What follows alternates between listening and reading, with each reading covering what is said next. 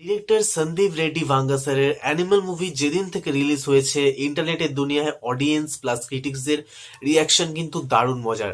একদিকে যেখানে audience animal মুভিকে ভীষণভাবে সাপোর্ট করছে, যাদের ভালো লাগছে সেটা মুভির বক্স অফিস কালেকশন দেখলেই বোঝা যায়, কিন্তু অন্যদিকে কিছু ক্রিটিক্স আছে যাদের অ্যানিমাল মুভিকে ক্যান্সার বলে মনে হচ্ছে।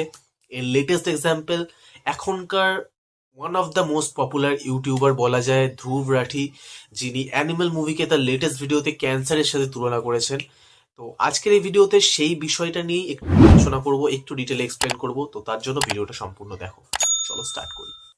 তো যে কজন আমার এই ভিডিওটা দেখছো, তো আমি মনে করি তারা ধ্রুব রাঠি স্যারকে ফলো করো, ওনার চ্যানেল ফলো করো, কারণ ওনার সমস্ত ওপিনিয়নের সাথে একমত না হলেও ওনার চ্যানেলে কিন্তু নলেজেবল কন্টেন্ট থাকে, যেটা পার্সোনালি আমি দেখতে তো এনজয় করি।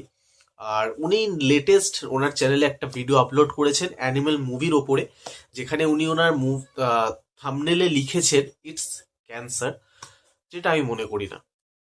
ফার্স্ট, ধ্রুব রাঠি স্যার ওনার ভিডিওতে একজন রিগ্রেসিভ মিসোজিনিস্টিক পার্সন অথবা একটা রেপিস্টের মেন্টালিটিকে ডিসক্রাইব করেছেন, তাদের থট প্রসেস অ্যাবাউট ওমেন সেটাকে ডিসক্রাইব করেছেন, যেটার সাথে আমি পার্সোনালি এগ্রি করি। আর সেকেন্ড, তিনি বলেছেন a man is the product of environment, যেটা ঠিক। বাট দেন উনি বলেছেন অ্যানিমাল মুভির মাধ্যমে ডিরেক্টর সন্দীপ রেড্ডি ভাঙ্গা স্যার মহিলাদের অবজেক্টিফাই করেছেন, ভায়োলেন্সকে গ্লোরিফাই করেছেন এবং একজন রিগ্রেসিভ এবং মিসোজিনিস্টিক ক্যারেক্টারকে সিম্বল অফ ম্যাসকিউলিনিটি বানিয়েছেন। এক কথায় অ্যানিমাল মুভি সমাজের জন্য ক্যান্সার। কিন্তু এখানেই ওনার ওপিনিয়নের সাথে আমি এগ্রি করতে পারলাম না, কারণ দেখো, আমরা মানুষ, মান এবং হুঁশ এই দুটো আছে বলেই আমরা এই প্ল্যানেটের সব থেকে ইভলভ প্রাণী।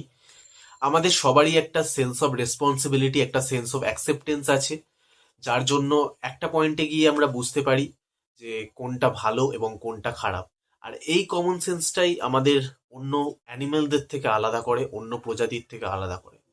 অ্যানিমাল মুভিতে ডিরেক্টর সন্দীপ রেড্ডি ভাঙ্গা তার ক্যারেক্টারকে নিয়ে একদম এক্সট্রিম পয়েন্টে চলে যান, যেখানে রণবীর কাপুরের character Ranbijay sensible, protective, plus তার লাভ ইন্টারেস্টের প্রতি তার কমিটমেন্ট এবং ওয়াইফের প্রেগনেন্সির সময় তার পাশে থাকা, প্লাস সিস্টারের যখন র্যাগিং এর কথা শুনে এক্সপ্লোসিভ বিহেভিয়ার, তাকে একটা সেন্সিবল ক্যারেক্টার হিসাবেই প্রথমে এস্টাবলিশ করে।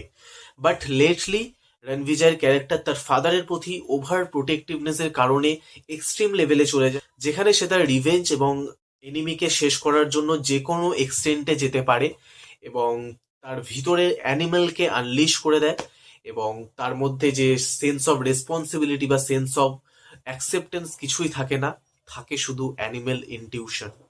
দেন ধ্রুব স্যার তার ভিডিওতে বলেছেন অ্যানিমাল মুভিতে ভায়োলেন্সকে গ্লোরিফাই করা হয়েছে। নাও সি, তোমরা যারা এই ভিডিওটা দেখছো, আমি আশা করব যে তোমরা সিনেমা দেখো এবং সিনেমা বোঝো। এর আগে আমরা কত এমন সিনেমা দেখেছি যেগুলো পার্টিকুলারলি স্ট্রিক্টলি অ্যাডাল্টদের জন্যই বানানো, আর অ্যানিমেল মুভিও কিন্তু স্ট্রিক্টলি অ্যাডাল্টদের জন্যই বানানো। তাই বাচ্চাদের থেকে এই মুভিকে দূরে রাখা সেটা পেরেন্টসদেরই দায়িত্ব। তো এই বিষয়ে তো আলাদা করে কিছু বলার নেই যে এই মুভিটা বাচ্চাদের ওপর কি প্রভাব ফেলবে, কারণ এটা বাচ্চাদের মুভি একদমই নয়, এটা অনলি ফর অ্যাডাল্টস মুভি। আমরা ডেডপুল দেখেছি, জন উইক দেখেছি, উলফ অফ ওয়াল স্ট্রিট দেখেছি। তো এই মুভিগুলোতে ভায়োলেন্স এবং অবজেক্টিফিকেশনের এক্সটেনশন যে কতটা, সেটা আমার আলাদা করে বলার দরকার নেই, যারা দেখেছো তারা নিশ্চয়ই বুঝবে। একজন ডিরেক্টর তার ক্যারেক্টারকে কিভাবে স্ক্রিনে দেখাবেন, তার ক্যারেক্টারের সোশ্যাল অ্যাপিয়ারেন্স কেমন হবে, সেটা সেই ডিরেক্টরের সম্পূর্ণ নিজস্ব ক্রিয়েটিভিটি, এবং স্ক্রিনে সেই ক্যারেক্টারকে দেখে ইনফ্লুয়েন্স হয়ে সেই ক্যারেক্টারের সাথে নিজেকে রিলেট করা, সেটা সিনেমা হলের ওই 2.5 থেকে 3 ঘন্টাই থাকে। দেন ব্যাক টু লাইফ, আবার পরের দিনের একটা নতুন সিনেমা। সিনেমা আমাদের সমাজে একটা ইম্প্যাক্ট নিশ্চয়ই ডেলিভার করে, বাট তার মানে এই না আমাদের সিম্পল কমন সেন্স থাকবে না। কোনো সিনেমা দেখার সময় আমরা জানি সেই সিনেমাটা আমাদের কি ডেলিভার করতে পারে, এবং ওই 2 থেকে 3 ঘন্টা আমি প্রপার এনজয় করি। যে কিছু সংখ্যক হাতে গোনা মানুষের সেই কমন সেন্সটা নেই, আমি অ্যাফ্রেড তাদের ভিতরের অ্যানিমেলের জাস্ট একটা ছোট্ট ট্রিগার দরকার বাইরে আসার জন্য। লাস্টলি এটুকুই বলতে চাই, ধ্রুব রাঠি স্যার হোক বা সন্দীপ রেড্ডি ভাঙ্গা স্যার, দুজনেই তাদের কাজ খুব ভালো করেন।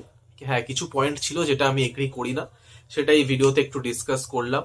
তো তোমাদের অ্যানিমেল মুভি কেমন লেগেছে, এবং তোমরা অ্যানিমেল মুভিকে কিভাবে দেখো, এবং অ্যানিমেল মুভি দেখে তোমাদের লাইফে কি কিছু ইম্প্যাক্ট পড়েছে কিনা সেটা আমাকে কমেন্ট করে জানাতে ভুলো না। আর ভিডিওটা কেমন লাগলো সেটাও আমাকে কমেন্ট করে জানিও। যদি ভালো লাগে তো একটা লাইক করে দিও, আর যদি একটু সাপোর্ট করার ইচ্ছা হয় তাহলে চ্যানেলটাকে সাবস্ক্রাইবও করে দিও। আর ব্যাস, আজকের জন্য এটুকুই। দেখা হবে নেক্সট ভিডিওতে। চলো।